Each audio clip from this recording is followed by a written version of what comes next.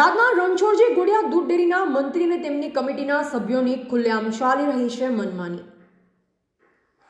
હમણાં તાજેતરમાં ટૂંક સમય પહેલા મીડિયા સમક્ષ સૌજીભાઈ પટેલ દ્વારા રજૂઆતો કરવામાં આવી હતી અને અગાઉ ડેરીમાં થયેલ લૂંટ કેસની ફરિયાદો પતી ગઈ હોવાથી સૌજીભાઈ રામદાસભાઈ પટેલનું હજુ સુધી દૂધ ભરવામાં આવતું નથી અને ફરિયાદની અંદર કેસ થયેલ હોવાથી કેસમાં પણ તારીખ 31/1/2023ના રોજ નિર્દોષ છૂટ્યા હતા। ત્યારે સૌજીભાઈ રામદાસભાઈ પટેલ જિલ્લા રજિસ્ટર દ્વારા હુકમ કરવામાં આવ્યો કે સૌજીભાઈ રામદાસભાઈનું દૂધ ચાલુ કરવું, તો હજુ સુધી ડેરીના મંત્રીને અમુક કમિટીના સભ્યો દ્વારા દૂધ ચાલુ કરવામાં આવ્યું નથી અને સામેથી ખંડણી માંગવામાં આવી રહી છે એવું લેખિતમાં જોવા મળી રહ્યું છે। ત્યારે જો દૂધ લેવામાં નહીં આવે તો હવે આ મામલો કોર્ટ સુધી પહોંચે તેવી પૂરેપૂરી શક્યતા છે।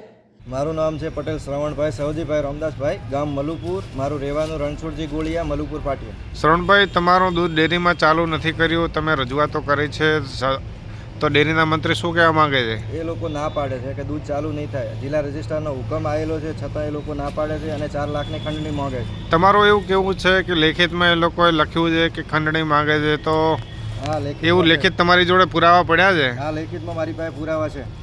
શું કહેવા માંગે છે? એ લોકો 4 લાખના જમીન માંગે છે, નોટરી સાથે નકા 4 લાખ રૂપિયા માંગે છે।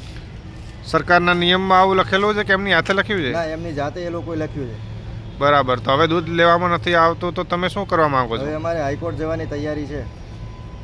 કમિટીના સભ્યોને બધાને પૂછી લીધું છે? હા, બધા લોકોને પૂછ્યું છે। શું કહેવા માંગે સભ્યો? અમુક 2-3 છે એ જ ખંડણી માંગે છે, બીજા બધા લોકો કહે છે કે દૂધ લેવું પડે છે, તો મંત્રી અને ચેરમેન જ ના પાડે છે। એવા જીતુ બારોટ, સંબંધ ભારત ન્યૂઝ, થરાદ।